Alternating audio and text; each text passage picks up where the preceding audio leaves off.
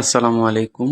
Pigeon love সিটিজির পক্ষ থেকে সবাইকে আমন্ত্রণ রইল ভিডিওটি দেখার জন্য। আমরা দেখব যারা নতুন ভোটার প্রথমবারের মতো ভোট দিবেন তাদের কিছু নিয়ম জেনে রাখা জরুরি, তাই তাদের উদ্দেশ্যেই এটি শেয়ার করা।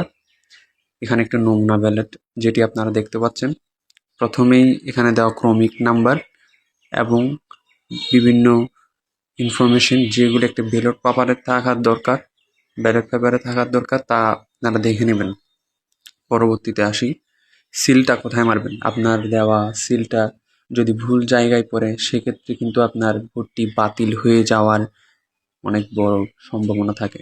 বাতিলই হয়ে যায়, সম্ভাবনা থাকে বললে অনেকটাই ভুল হবে। এখানে দেখা যাচ্ছে সিলগুলো যে জায়গায় পড়লে আপনার দেওয়া ভোটটি বাতিল হয়ে যাবে তার একটি নমুনা। যে সোজা রেখাগুলো দেখতে পাচ্ছেন, রেখাগুলোর মাঝখানে আপনার দেওয়া সিলটি পড়লেই কিন্তু আপনার ভোটটি মুহূর্তে বাতিল হিসেবে গণ্য হবে এবং পরবর্তীতে কাউন্ট করা হবে না।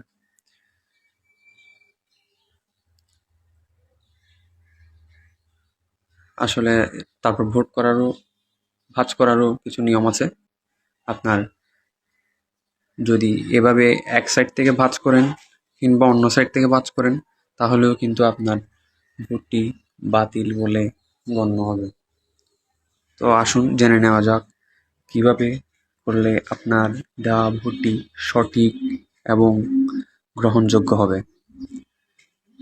আপনার দেওয়া সিলটি হতে হবে আপনার পছন্দের প্রার্থীর যে প্রতীক রয়েছে প্রতীকের ঠিক নিচে, অন্য কোথাও হলে কিন্তু হবে না।